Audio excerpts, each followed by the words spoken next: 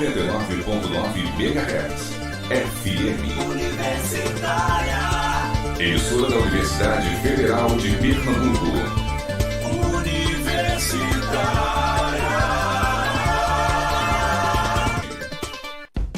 Você curte festivais de música? Sempre sai da programação com uma nova banda favorita? Então agora você vai poder ouvir e conhecer mais sobre elas aqui na Rádio Universitária. Toda quarta-feira é dia de Circulatório, o programa que conecta você com o circuito de festivais. Música, entrevistas, coberturas e muita informação sobre a nova música independente do Brasil. Circulatório, você conectado com o circuito de festivais. Todo recém-nascido precisa tomar a vacina para evitar o rotavírus. Verdade. No mundo, o rotavírus é uma das principais causas de diarreia grave em crianças menores de 5 anos. Pense bem, é melhor prevenir do que remediar. O Ministério da Saúde disponibilizou ao todo 19 vacinas que previnem mais de 20 tipos de doenças. Hepatite, rubéola, sarampo, cachumba, febre amarela, difteria, tétano, coqueluche, dentre outras. Toda a família deve ser imunizada. É de graça. Basta ir a uma das 37 mil unidades de saúde do país. Contra arrependimento, não existe vacina. Acesse saude.gov.br/vacinação e saiba mais. Universitária FM. Programa Fora da Curva, jornalismo, crítica e diversidade. Olá, ouvinte das rádios Universitária 99.9 FM e da Universitária Paulo Freire 820 AM. Começa agora mais uma edição do programa Fora da Curva. Eu sou Paula Reis, jornalista e professora do Departamento de Comunicação Social da UFPE. O programa também está sendo transmitido pelo Facebook com imagens do estúdio em nossa página Programa Fora da Curva. Há quase 100 dias de governo, o presidente Jair Bolsonaro coleciona gafes e desafetos fora do país. Suas declarações ecoam como absurdas na imprensa internacional e nacional. No Chile, o presidente Sebastián Piñera precisou lidar com a polêmica declaração de Bolsonaro, na qual minimizava os atos do ditador general Augusto Pinochet. E nesta terça-feira, em discurso de posse do novo diretor da usina Itaipu, general Joaquim Luna e Silva, na presença do presidente do Paraguai, Mário Abdo Benítez, Bolsonaro fez uma saudação ao general e ditador Alfredo Stroessner, na qual Bolsonaro chamou carinhosamente de nosso. Nos Estados Unidos, o presidente Bolsonaro demonstrou uma relação de subordinado. Diante desse cenário catastrófico, o programa de hoje pergunta: como o mundo está vendo o Brasil? Para debater e responder essa questão, estamos recebendo o advogado, professor universitário e consultor em direitos humanos, junto à OEA e à ONU, Luiz Emanuel Barbosa. Olá, Luiz, seja bem-vindo. Bom dia, Paula. É uma satisfação estar aqui de volta, né? Principalmente dividindo mesa com o professor Marcos, né? E bom dia para as ouvintes e para os ouvintes, né? Vamos conversar aí sobre aí essas gafes, né? Ótimo. Estamos também com o professor de Ciência Política na Universidade Federal de Pernambuco e coordenador do Instituto de Estudos da Ásia, da UFPE, Marcos Costa Lima. Olá, Marcos, seja bem-vindo. Bom dia, Paula. É uma grata satisfação voltar a esse programa tão bem realizado, que é um sucesso de audiência. E bom dia aos ouvintes. Acho que esse é um tema da maior relevância para o país. Então, vamos lá. Vamos lá. Quem quiser participar enviando seu comentário sobre a pergunta de hoje, pode mandar sua opinião através da página facebook.com/programa Fora da Curva. Bom, eu queria começar perguntando a vocês, Marcos, o que essas declarações dizem da política internacional, né? Como é que vocês avaliam tudo isso, todas essas declarações, essas comemorações, celebrações a ditadores, enfim. Ok, Paula. Veja, é com preocupação que eu assisto isso. Eu trabalho já um bom tempo com política internacional e eu nunca vi tamanha, né, descompostura, tamanha... sabe quando a gente tem vergonha pelos outros? Quer dizer, o nosso país está achincalhado internacionalmente, né? Porque está fazendo tudo errado, né? Eu queria começar... É um problema que eu acho que é inicial e que daí advém uma série todos esses tropeços, que é a subserviência do nosso presidente, do presidente Bolsonaro, aos Estados Unidos. Quer dizer, desde uma cena, ainda no processo eleitoral, caricata, onde ele bate continência para a bandeira dos Estados Unidos, quer dizer, isso não tem cabimento de um presidente da República. Quer dizer, não se coloca de igual para igual. Exatamente. E a viagem, depois eu acho que a gente explora isso, a viagem que ele faz aos Estados Unidos é a mais vergonhosa possível. Inclusive, humilhando o povo brasileiro que sai do Brasil porque não encontra as condições devidas de trabalho e vai uma mudança que é difícil na vida de qualquer ser humano, e é achincalhado tanto pelo Bolsonaro quanto pelo seu filho. Sim, bem lembrado. Você, só para situar o ouvinte, ele disse que a maioria dos brasileiros que iam morar nos Estados Unidos não tinha boa intenção, que depois ele teve que pedir desculpas e tudo mais, mas isso criou um mal-estar terrível, né? Exatamente. E ele vive pedindo desculpa porque a língua coça e ele diz coisas absurdas. Veja, é necessário que a opinião pública brasileira entenda que o Brasil é um país democrático. O próprio Bolsonaro foi eleito num processo eleitoral. Então, ele não pode tudo. Estão aí, né? Estão aí as leis, está aí a Constituição. Então, ele deve obediência a essa lei mais geral do país. E ele não pode estar achincalhando, humilhando, dizendo, por exemplo, que é favorável à tortura. Isso, um presidente da República dizer que é favorável à tortura, isso é um absurdo. Mas também, além disso, todas as escolhas que ele vem fazendo com relação aos seus contatos, que não são só frases de efeito, ele também complica os negócios, o comércio brasileiro, não é? Ele preocupou o setor, não é? Leiteiro no Brasil ao dizer que agora não tem isso, o Guedes podem exportar leite em pó para o Brasil, isso tem prejuízo na balança comercial do Brasil. Quando ele, quer dizer, com a China, que é o nosso maior parceiro comercial, né? E que tem tido uma visão de política internacional muito mais pelo caminho da harmonia e do entendimento, a gente pode aprofundar essa discussão, mas dizendo, ao menos, né, que quer que o Brasil ganhe, e ele ganhe também, e a China ganhe, ele também afrontou completamente essa relação, né, que é grave para o Brasil. Né? Luiz Emanuel, como é que você vê essas declarações, para começar? Para começar, Paula, eu acho que até o início da sua fala, né, quando você fala de catastrófico, eu acho que até, de certa forma, né, avalia com muita boa vontade, né, porque, olha, do ponto de vista, eu faço duas avaliações, né, uma do ponto de vista, né, de uma tábua de valores, né, e outra do ponto de vista estratégico, seja comercial ou político, né.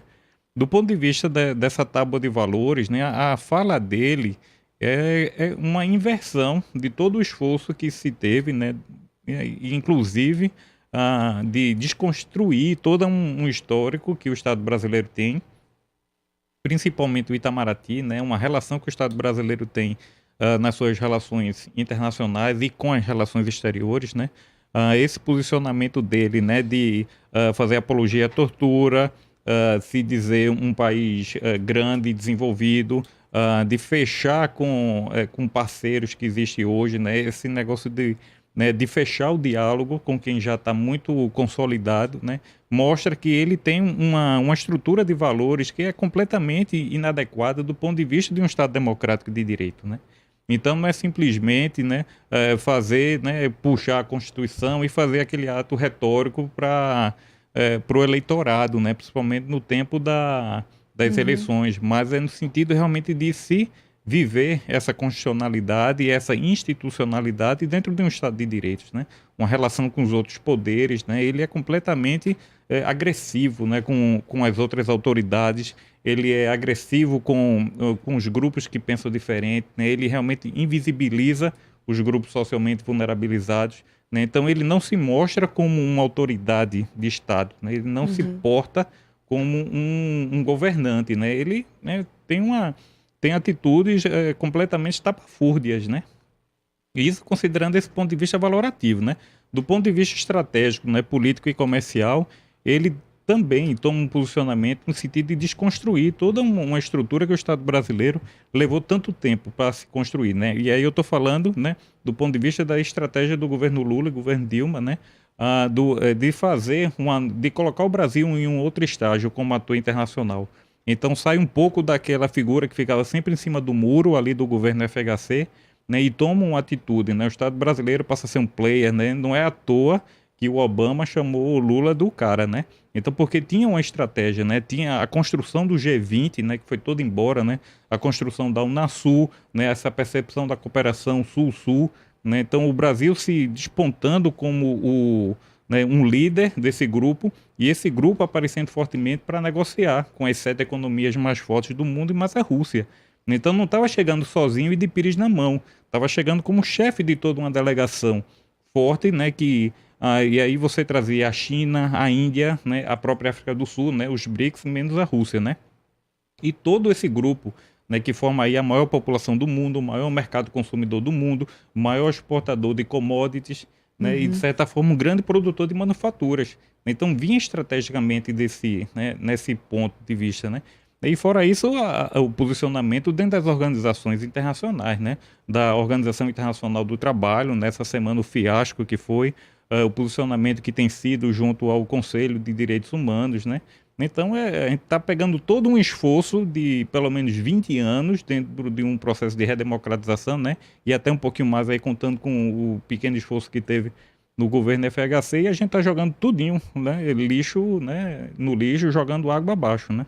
Então vamos começar pela economia, pelas negociações de economia que o Brasil já tinha avançado e agora começa a perder esse espaço. Marcos, o que é que você chama a atenção? Veja, Paula, em primeiro lugar, a construção, como o Luiz acabou de falar, quer dizer, fazer terra arrasada de uma determinada política externa.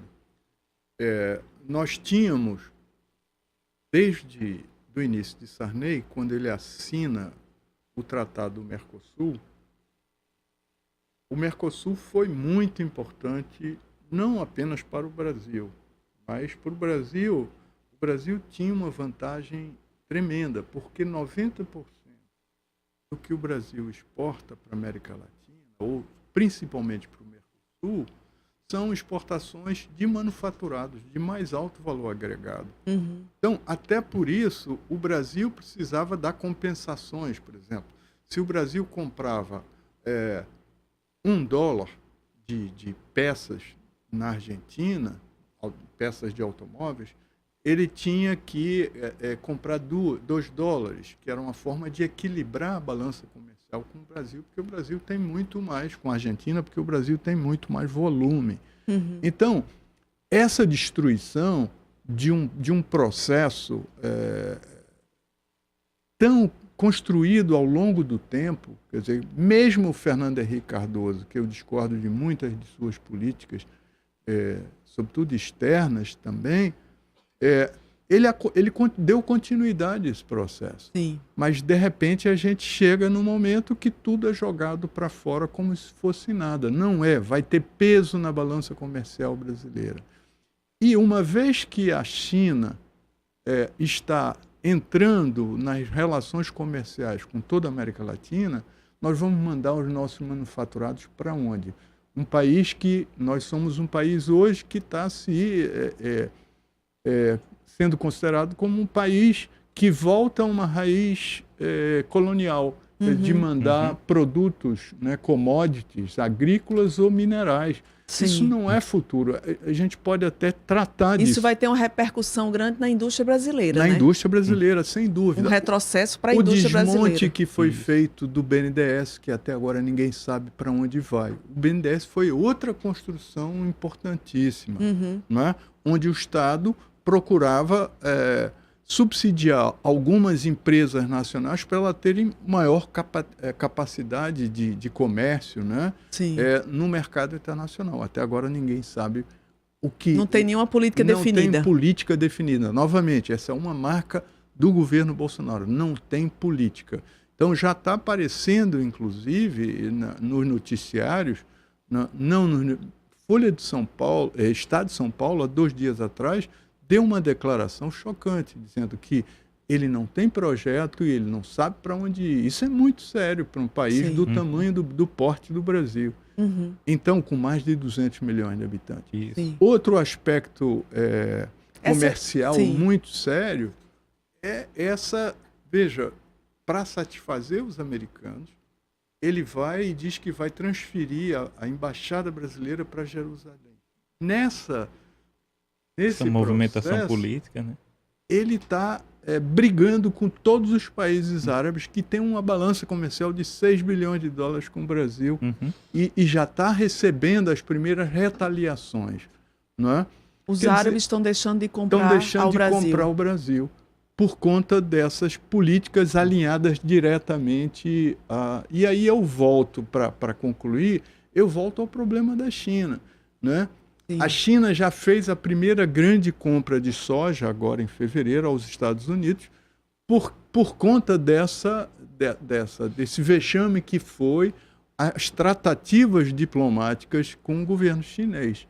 Quer dizer, ninguém vai querer fazer negócio com um país que está lhe chutando, que está lhe ofendendo o tempo todo. Isso não é diplomático, isso não faz parte da história das relações internacionais, que sempre foram, né, cordatas no Brasil. Sim. Tá? Sim.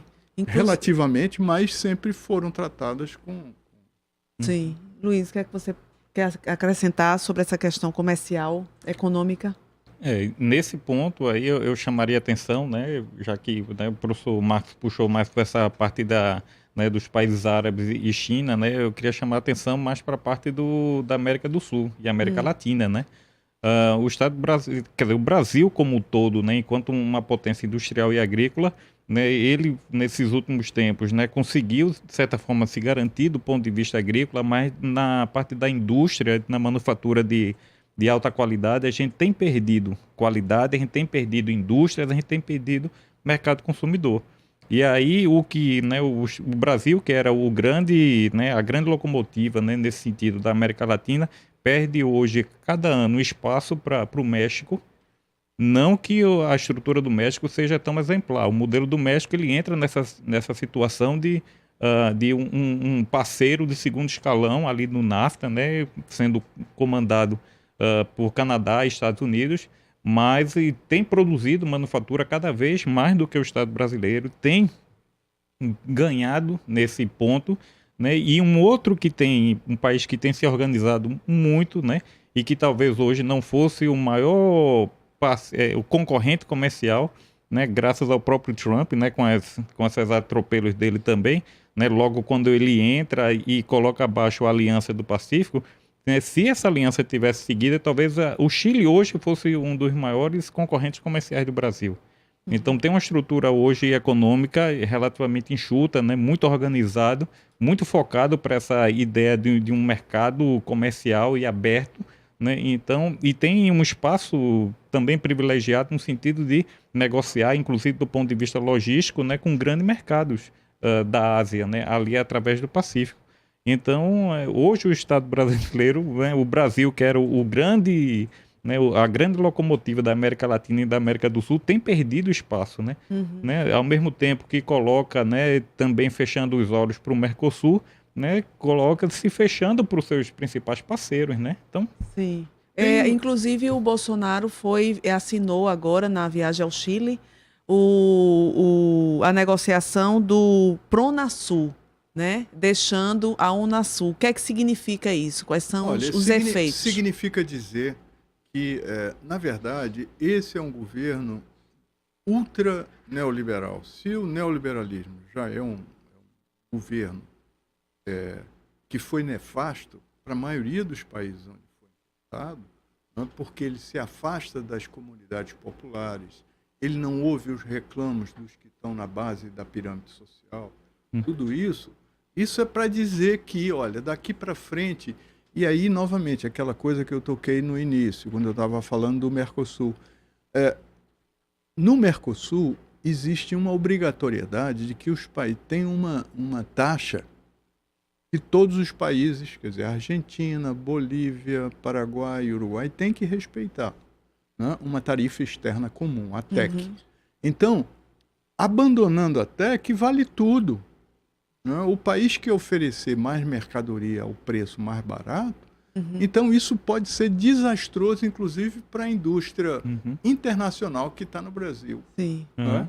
Porque gera um desmonte, né? Então, agora, inclusive nas questões de políticas trabalhistas, né? Sem Porque dúvida. quanto mais barato você vende um produto, mais barato você paga um salário e Isso. por aí é uma cascata, né? é Alguém uma vai pagar esse cascata. custo, né? E o Mercosul, diga-se de passagem, fazendo menção a isso que você colocou há pouco, o Mercosul criou uma articulação, tem um segmento do Mercosul que é uma articulação sindical. Todas as centrais sindicais do Brasil, da Argentina, se reuniam sistematicamente para decidir a postura do país. Outra coisa importante, isso foi feito no governo Lula, na política externa altiva e ativa, como dizia o Celso Amorim, né, que era necessário que os países seguissem um mínimo de regras. Né, e isso está sendo chutado, digamos. Né? É uma pancada muito forte que repercute não só na questão trabalhista, repercute nos investimentos. Isso é outra questão que a gente não sabe, porque ele está achando, o Guedes está achando que abrindo o Brasil, os capitais internacionais vão vir, mas não é tão fácil assim. Não é assim automático, né? Não é automático. Eles vão vir para os setores que lhes interessam, como o petróleo, não é? Como que estão vendendo a preços muito baixos. Não é? Mas eu queria chamar a atenção, aproveitando o momento, que é outra questão gravíssima para o país de política externa, que é a questão da Venezuela. Tá? A Venezuela sempre foi um país aliado ao Brasil. Sempre. E digo mais, o Brasil há 150 anos não faz nenhuma guerra de fronteira. Tá? 150 anos. E por conta desse atrelamento à política externa do Trump, que só tem interesse no petróleo da Venezuela, né, ele está instigando, o Brasil já vendeu os seus ativos de petróleo, a maioria, né, ele está instigando o Brasil a fazer um confronto com a Venezuela. E quem é que vai, se acontecer, isso vai ser um desastre para o país. Quem é que vai para esse tipo de guerra?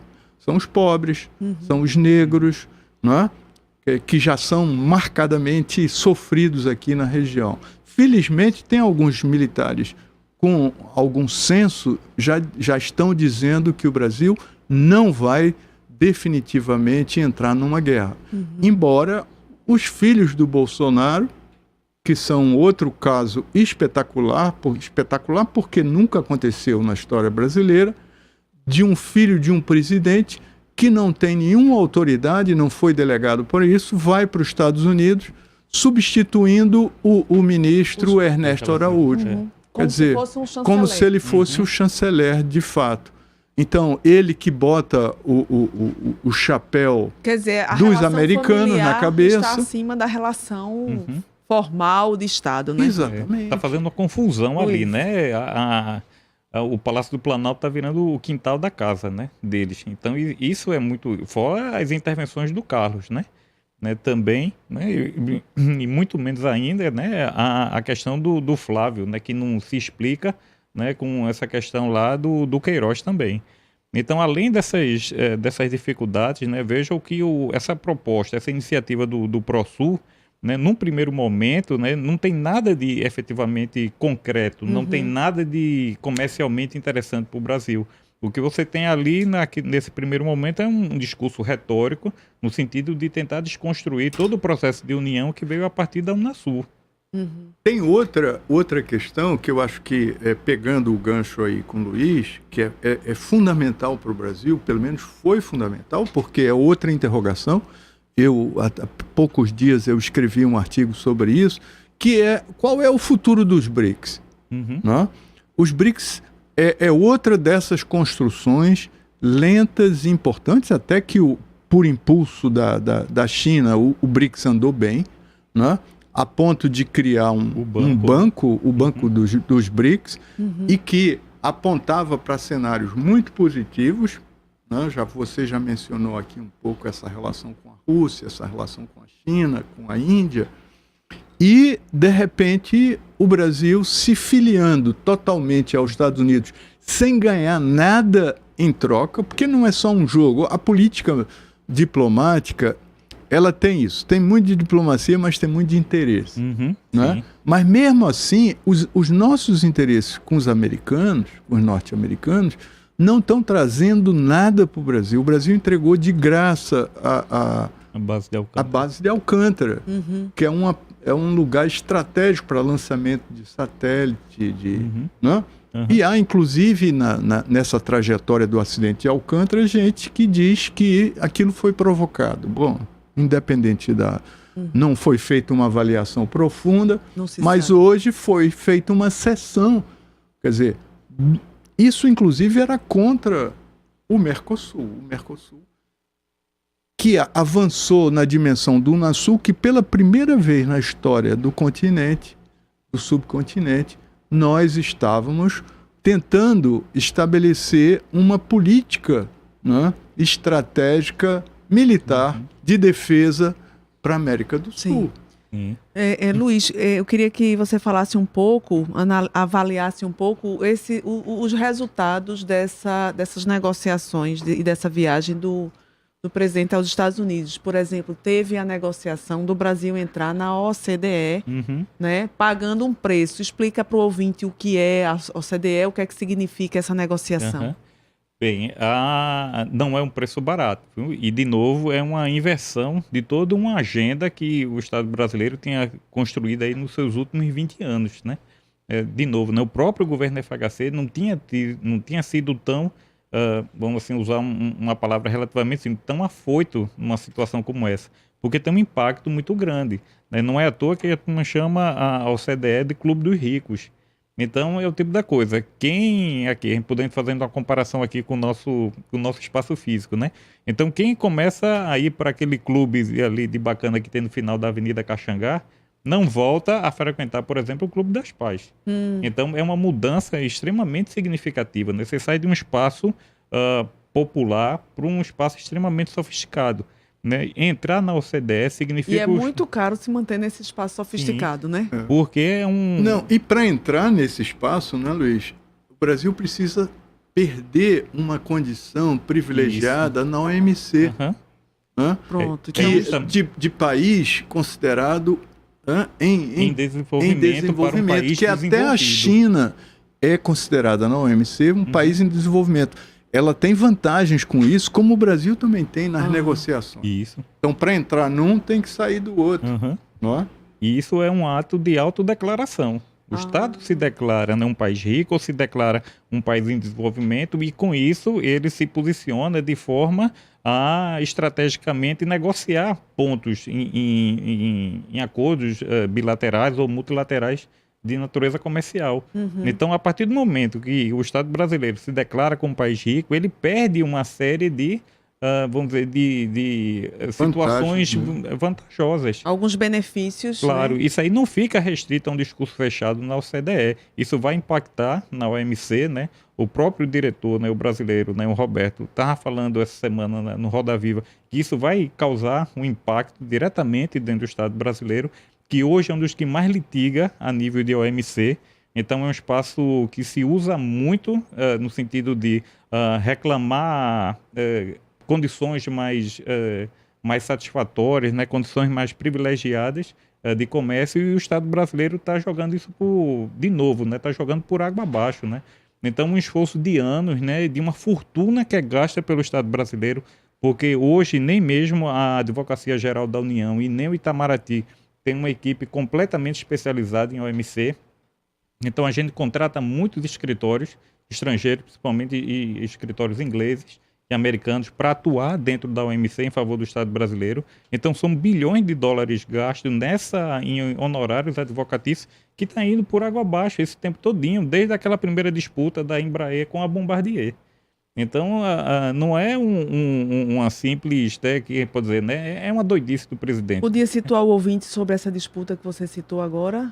O da Embraer Bombardier foi a primeira disputa que o Estado brasileiro, né, provocou o sistema de solução de controvérsias da OMC, né, justamente pela disputa que a Embraer tinha à época, né, no mercado de jatos regionais com essa empresa canadense. Então, esse jato hoje que a Embraer vende com muita qualidade, né, e que a Boeing também vem para cima dele, né, não só desse jato comercial, né? Como também o KC-390, né, e até o próprio Tucano. Né? Então, esses produtos civis e militares, né, que são, né, de grande qualidade da Embraer, na época a gente disputava espaço com essa empresa canadense, né, desses jatos civis comerciais. Né? Então a gente foi por essa disputa, né? O Estado brasileiro saiu na vantagem, então teve um ganho relativo nessa disputa, e fora todos os outros espaços, né? A disputa do algodão, né? Tudo. Né? O Fora da Curva vai para um rápido intervalo e volta já com o debate Como o Mundo Está Vendo o Brasil, aqui na Rádio Universitária, nossa rádio pública. Programa Fora da Curva. Informação a serviço da maioria.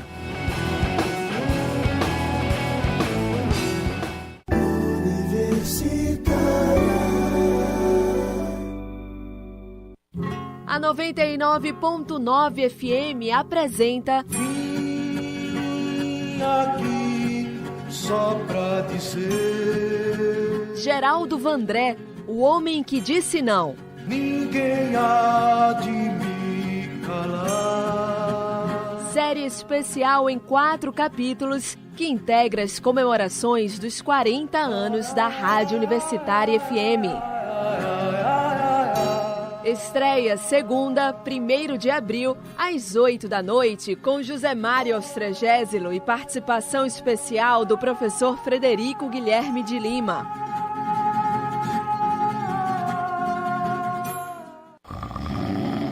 Amor, Henrique, acorda. Já são 3 da tarde, está na hora de votar. Nossa, já tá na hora de votar de novo. Já, amor, levanta e vai. Depois você dorme outra vez. Ótimo, amor. Agora pode voltar a dormir. Na próxima eleição, te acordo de novo. Não acorde apenas de 2 em 2 anos. Seu dever continua depois do confirma. Acompanhe os candidatos eleitos para que as promessas feitas sejam cumpridas. Ficar de olho em quem foi eleito é um dever seu com a democracia. Justiça Eleitoral. Brasil Instrumental. Eu, Carmen Delpino, converso com artistas que fazem o melhor da produção instrumental brasileira. Dos jovens talentos aos profissionais que fizeram história nessa área. Brasil Instrumental, todo sábado, a partir das 11 da manhã, aqui na Universitária FM 99.9. Os nomes de destaque do cenário cultural brasileiro têm espaço privilegiado no palco do programa Aplauso. Toda semana você ouve com a gente uma conversa embalada com muita música e histórias de quem faz a cultura no nosso país. Programa Aplauso, com Carmen Delpino. Toda terça às 8 da noite. Aqui, na Universitária FM, nossa rádio pública. 99.9 MHz.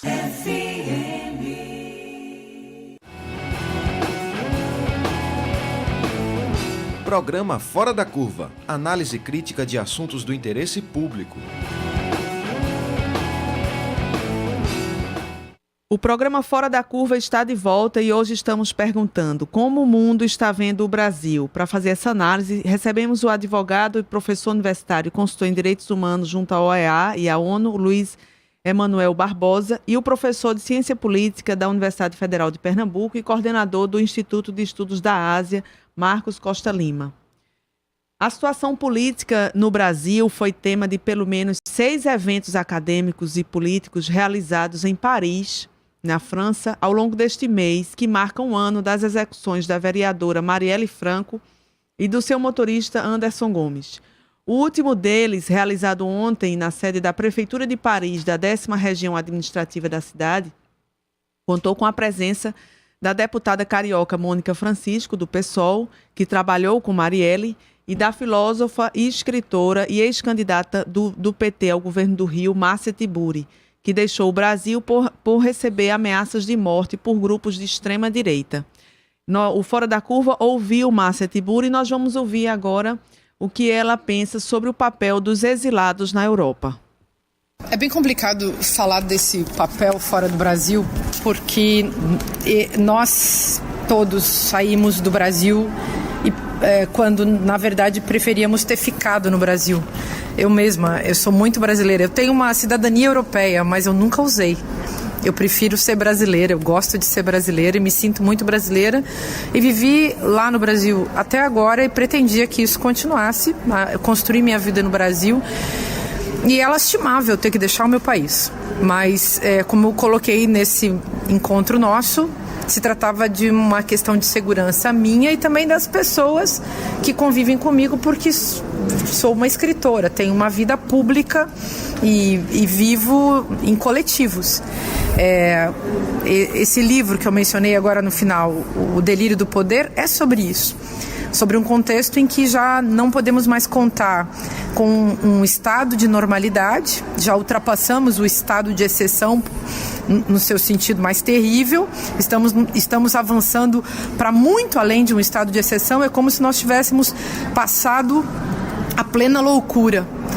A nossa Constituição já não vale mais, o Judiciário, pelos mais diversos atos, conseguiu destituir o sentido da Constituição. A gente fala muito que o Judiciário rasgou a Constituição, a prisão de Lula é injusta, o juiz que prendeu Lula deixou de ser juiz e se tornou ministro da Justiça, e isso é uma prova do complô, é uma prova de que há realmente estratégias que ultrapassam a lisura e a honestidade e a decência dos próprios agentes que deveriam defender a justiça e os seus instrumentos, tais como a Constituição e as leis. Então, é bem difícil para mim falar sobre o Brasil e é bem difícil imaginar um futuro melhor para o nosso país sob as condições dadas por esse governo. Esse governo em tudo se manifesta com agressividade, com violência, tem como projeto a destruição de todos os direitos que eram garantias de um Estado democrático. O nosso Estado democrático de direito foi substituído por um Estado de exceção, que envolve poderes tremendos, a própria mídia, mas não é mais uma mídia tradicional também, apenas a imprensa tradicional. Agora, há redes sociais manipuladas de maneira intensa e é toda uma outra situação. Quer dizer, a gente precisa pensar o que é esse golpe que aconteceu em 2016, como ele foi sendo continuado, o que se constituiu a partir dali e quais são as condições para que a gente possa reinventar a democracia. Mas nesse momento, sinto dizer, não existem condições. E tenho muito medo do que vai acontecer com as pessoas que estão na luta. Márcia Tiburi analisa que Márcia Tiburi também analisa que as lideranças políticas na Europa parecem não se interessar muito pelo que está acontecendo no Brasil. Vamos ouvir.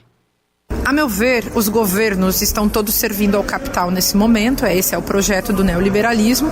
Então, a pressão internacional ainda é muito pequena, as pessoas não se interessam, sobretudo a Europa, e não se interessa pelos países periféricos, os Estados Unidos também não se interessam, as pessoas não sabem o que aconteceu lá.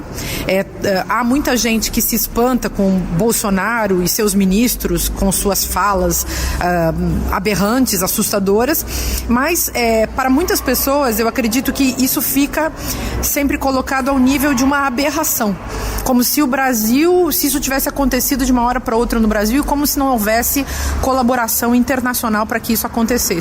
Então há uma indústria da desinformação, essa desinformação não foi inventada pelo Brasil, e o fascismo brasileiro que hoje está acontecendo, esse fascismo também não foi inventado pelos brasileiros. O fascismo tem história, ele nasce na Europa, a mesma Europa que exportou os seus pobres, que mandou os seus pobres embora, que mandou os seus pobres inclusive para o Brasil.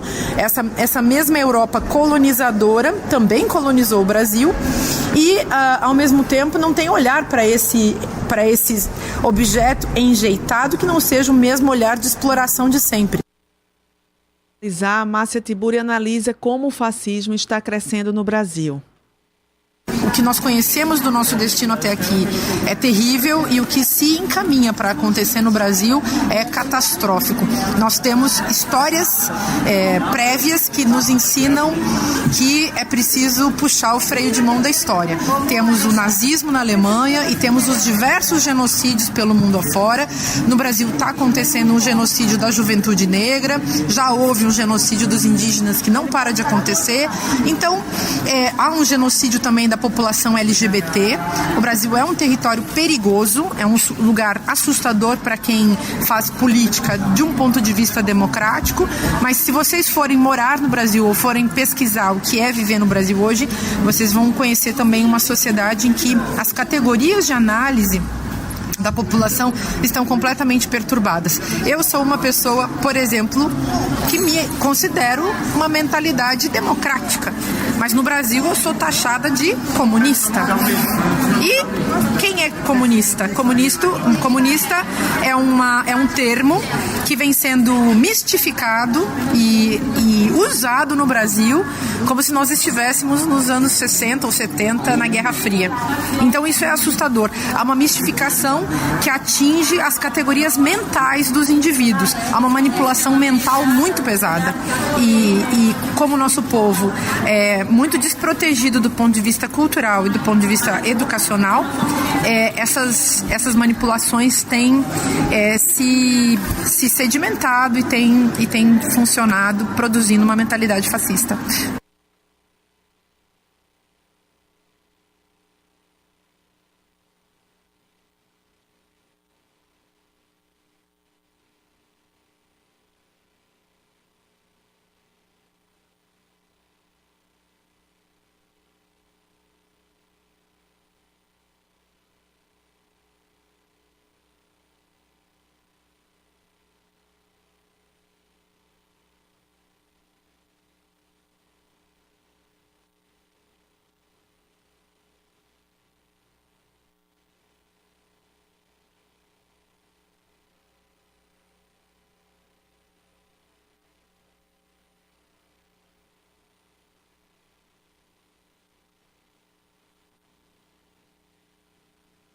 Tudo, análise macro sobre tudo.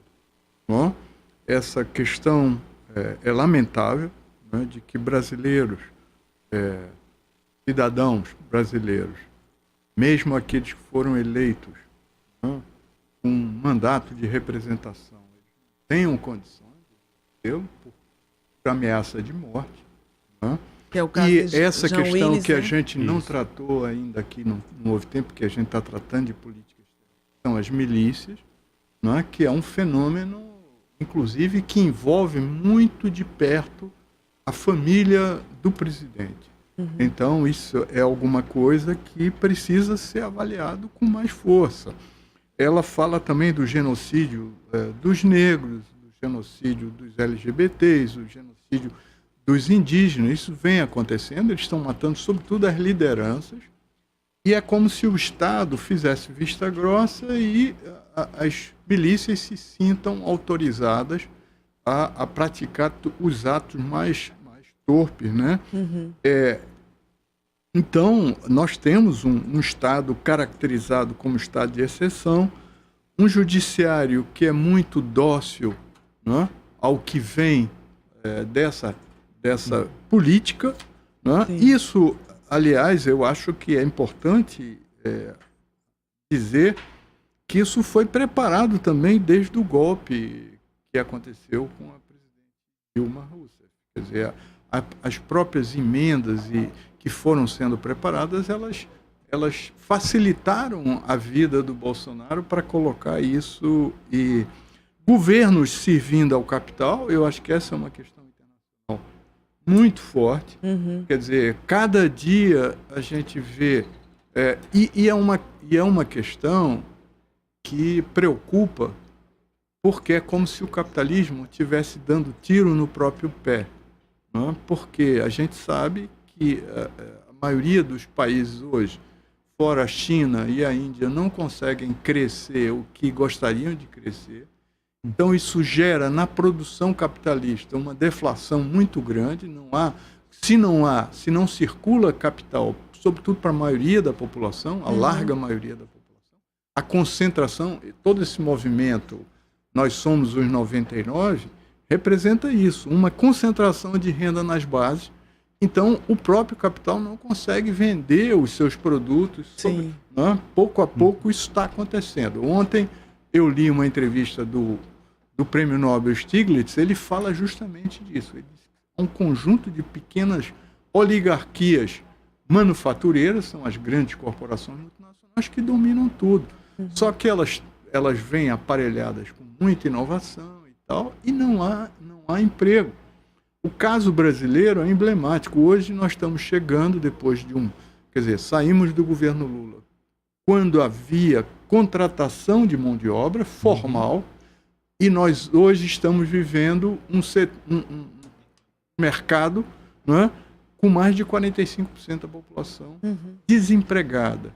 Não é? E o Guedes diz que isso tem que aumentar, porque é como se o Estado não tivesse que pagar o que deve a essa população. Sim. Então, eu não sei se eu vou ter tempo, mas que caracteriza em muitos aspectos essa questão do fascismo, mas eu gostaria de dizer, onde eu discordo da Márcia, é dizer que no Brasil também os movimentos sociais, também segmentos do Congresso Nacional, em todo o Brasil, os juízes, houve recentemente mais de 300 juízes assinando um documento pela libertação do Lula, que há resistência no país. Porque quando eu já sair fora do país por um bom tempo, também por problema de ordem política, e você lá fora fica ofuscado. Mas eu queria, por exemplo, lembrar que nessa viagem do Bolsonaro, essa questão de uma entrada brasileira na OTAN, ela foi questionada dentro do Parlamento Europeu, né, porque por essas atitudes que vêm sendo, que têm fluído do presidente da República e dos seus filhos. Quer dizer, de elogiar todos os ditadores, aí já vai Stroessner, aí já vai Pinochet, né? Que é uma coisa chocante, porque foram homens, inclusive pedófilos, que com uma fora o Brilhante Ustra, né? O Brilhante Ustra, que foi né? torturador da própria ex-presidente. Né? Então, eu acho que tudo isso marca muito fortemente a opinião pública mundial. Dentro dos Estados Unidos, inclusive, o Bernie Sanders já articulou um movimento onde o ex-candidato do PT à presidência da República, o Haddad, faz parte dessa coalizão de partidos. Agora, sem sombra de dúvida, é um movimento internacional do grande capital, mas eu queria frisar que... Mas é um contrapeso. É um contrapeso e isso não dura para sempre. Isso, veja, o regime militar no Brasil, ele durou quase 25 anos. Isso. Não é? Mas ele, pouco a pouco, 21 anos, 21 anos, corrigindo. Mas pouco a pouco, no processo, o regime foi tendo que abrir. Né? À medida que ele ia buscar processos eleitorais, porque primeiro fecha tudo, o Congresso e tal, mas depois, quando ele começa a abrir, ele vai receber... E aí nós já temos indicativos de que o Bolsonaro está em queda vertiginosa, porque os problemas brasileiros são muito grandes e não há capacidade política de gerenciar esses problemas, nem com o Congresso, nem com o Supremo Tribunal, ameaçam o Supremo. Quer dizer, o filho do presidente diz que manda um cabo e um soldado que fecha o Supremo. Muito coisas assim difíceis de ouvir. Então, eu acredito que a médio e longo prazo, esse governo, nós daqui a 4 anos teremos que ter uma eleição. Vamos ter no próximo ano uma eleição para prefeito das capitais. E tudo isso vai... Quer dizer, nós temos uma reação dos governadores... Vai trazer à tona o debate, né? Dos governadores do Nordeste, que estão se aliando para poder responder a políticas duras que vêm de cima, que eles sabem. Então, eu não acho que seja assim também. É grave, muito grave, mas a resistência ela está viva. Acontece, Claro.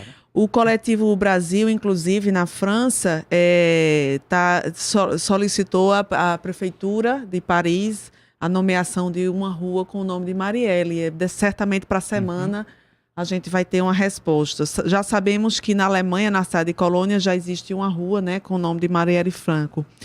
Luiz Emanuel, como é que você vê essa questão de apoio político internacional à resistência brasileira? Na fala da Márcia, eu acrescentaria a questão da difícil vida de ser uma defensora e um defensor de direitos humanos no Brasil. Né? Então, não é só... Né? Você tem a questão do público, do grupo LGBT, você tem a questão da mulher, né? Das crianças e adolescentes ainda, que ficam numa situação de vulnerabilidade, mas também hoje em dia, né, ser defensor e ser defensor de direitos humanos no Brasil é extremamente perigoso, né? Até mesmo porque ninguém nasce, né, como algumas criaturas pensam, né, ninguém vive para ser defensor de direitos humanos e ganha dinheiro por isso. Antes de mais nada, ser uma defensora, ser um defensor é um ato político no sentido de se colocar numa condição de defesa de direitos de determinados grupos sociais. Então, veja que o relatório, né, dos últimos relatórios da Terra de Direitos, né, o ONG e da CPT, né, que é a Comissão Pastoral da Terra da Igreja Católica, mostra como é extremamente perigoso e quantas pessoas têm morrido, né, nesse exercício. Né? Esse ano mesmo nós já tivemos uma série de mortes, inclusive na semana passada, né, no Pará. Então, você tem essa dificuldade. Agora, por outro lado, eu concordo com o professor Marco. Né? Existe um grupo de resistência. Né? Então, do mesmo jeito que existe uma parte do Poder Judiciário, né, extremamente conservador e de direita, né, e outros numa linha realmente que namoram com um autoritarismo, né, para usar assim, até uma expressão dele. Né? O Bolsonaro adora essa história, né, de casar, namorar, se divorciar, não sei o quê. Foi né? A última fala dele sobre a relação com o Congresso Nacional, né? Ele deve, acho que a terapia dele, se ele fizer um dia, deve analisar isso aí, né? Essa questão dele. Né? Então, existe esse lado do judiciário, agora também existe o outro lado que se mostra quanto a isso, né? Os juízes, né? A Associação dos Juízes pela Democracia, né? Tem trabalhado muito. Né? Os juristas, de uma forma, né? Hoje já estão organizados através da Associação Brasileira dos Juristas pela Democracia. Então, existe uma resistência, existe um contraponto, né? O próprio Bolsonaro, né, com seu grupo, né, esse grupo mais, né, que ele diz que não é ideologizado, né, ele tem sofrido uma pancada constante do Congresso, né? Não porque o Congresso seja bonzinho, porque o Congresso está querendo negociar o que sempre negociou. Está querendo negociar emenda, está querendo negociar cargo.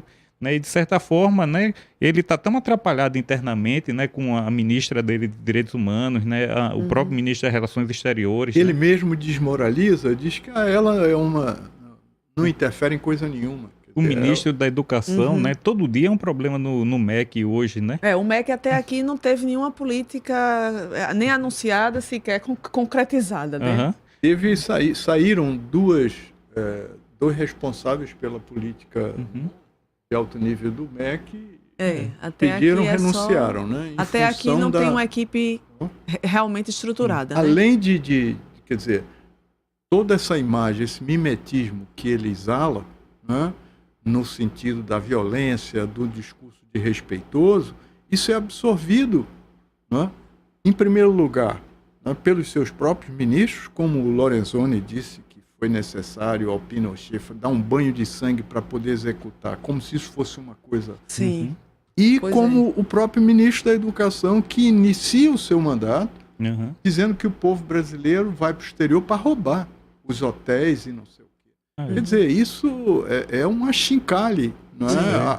ao povo brasileiro. É uma batida de cabeça constante, né, aqui, né? E sem falar que no cenário internacional, né, a gente está num modelo em que quem está no centro são os Estados Unidos e a Europa. Os Estados Unidos estão seguindo aquela dança da cadeira permanente deles, né? Democrata, republicano, A única diferença na eleição do Trump, não só pelas evidências aí da manipulação através de fake news e intervenção de grupos russos, né, de espionagem, né, mas também é como ele enfrentou, né, como o Trump enfrentou o Partido Republicano, né, foi contra os caciques do partido e aí conseguiu absorver. Né, isso aí tem sido o diferencial, né? Mas fora isso, ele está seguindo aquele discurso de sempre, né, de diminuir o Estado, né, desconstruir aquelas políticas do Obama, né? E a Europa hoje, ela está preocupada com o Brexit. O que é que vai acontecer? Como é que vai ser paga essa conta, né? Será que a integração ela vai se desmontar todinho, né? Porque, de qualquer jeito, a Inglaterra, né, principalmente a Inglaterra, não o Reino Unido como um todo, mas a Inglaterra era um dos pontos de referência para o sistema financeiro europeu. Né? Então, a partir do momento que houve o Brexit, toda a estrutura econômica e financeira que estava instalada lá, ela volta para Frankfurt, volta para a Alemanha. Né? O dinheiro está sempre procurando um espaço de conforto, de proteção. Né? Então, a Europa está preocupada com isso, não está preocupada com os atos antidemocráticos do presidente brasileiro, principalmente quando o Brasil hoje tem perdido cada vez mais esse seu protagonismo, né? Principalmente na região sul, né? E a gente sabe que Trump também governa pelo Twitter e não houve nenhuma declaração, nenhum anúncio do Trump da visita de Bolsonaro aos Estados Unidos. Né? Como é que vocês veem essa questão da decisão de Bolsonaro tirar a necessidade de visto unilateralmente para Estados Unidos e Canadá? Pois é, é uma dessas decisões que o Brasil não ganha nada com isso. Quer dizer, ao abrir fronteiras, as portas do Brasil para qualquer americano sem uma referência, essa referência, pelo menos, ela é difícil, mas ela pode. Imagine algum assassino ou algum...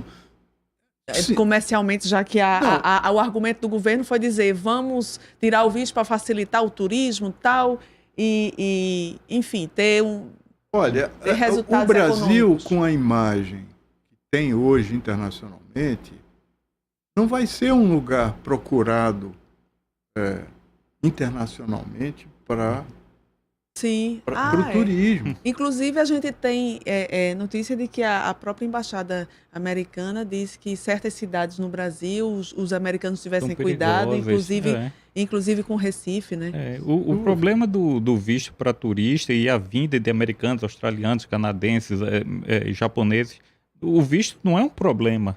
O visto, eles vão lá na embaixada, no consulado brasileiro, paga a taxa e recebe. Então, o histórico de negativa de visto de turista é muito pequeno.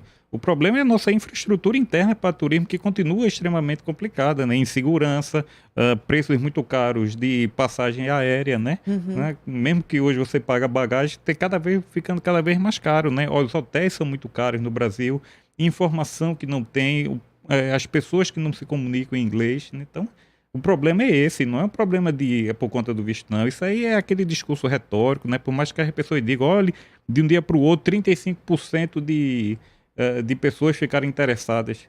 Pessoas interessadas é diferente de pessoas que vêm e que gastam, né? Então...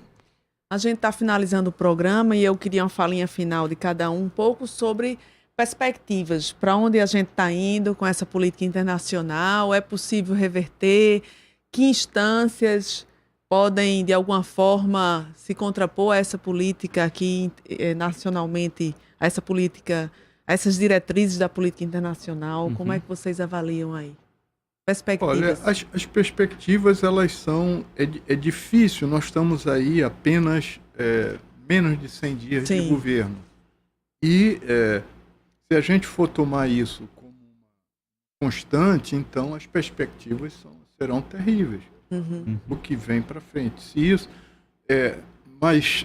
não é um otimismo ingênuo, não é isso que eu quero passar. Eu quero passar, sobretudo, que as pessoas elas vão pouco a pouco observando. As pessoas não são idiotas. Mesmo o eleitor, como disse a Tilbury, que é despreparado politicamente, essa coisa toda, mas ele observa o dia a dia. E nesse observar do dia a dia, ele vai perceber que já tem, inclusive, gente avaliando isso. Por que um presidente, então foi o presidente da República que mais caiu na opinião pública?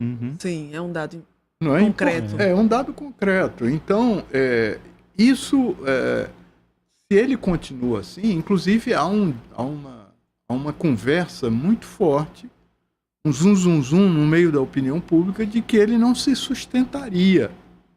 Não é? O presidente Bolsonaro não se sustentaria, haja visto todas não é? Essas questões tão absurdas que ele vem promovendo.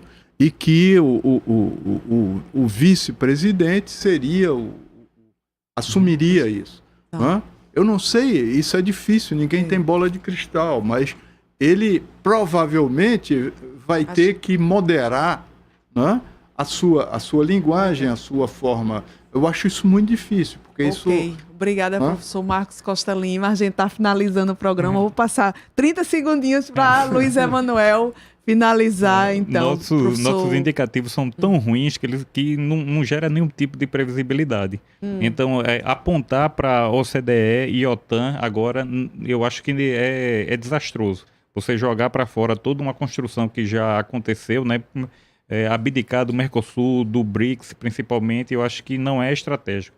Principalmente das Nações Unidas, também na Comissão de Situação da Mulher. Essa semana foi péssimo o governo, né? Então vai gravar um vídeo sobre isso para o ouvinte. Obrigada, Luiz Emanuel Barbosa, professor universitário e consultor em Direitos Humanos junto ao OEA e à ONU, e a professor Marcos Costa Lima, coordenador do Instituto de Estudos da Ásia da UFPE. Obrigado. Este programa foi produzido por mim, Paula Reis, Larissa Evelyn e Guilherme Falcão. Nas redes sociais estiveram Larissa Evelyn e Vitor Aguiar. Trabalhos técnicos de Marco da Lata.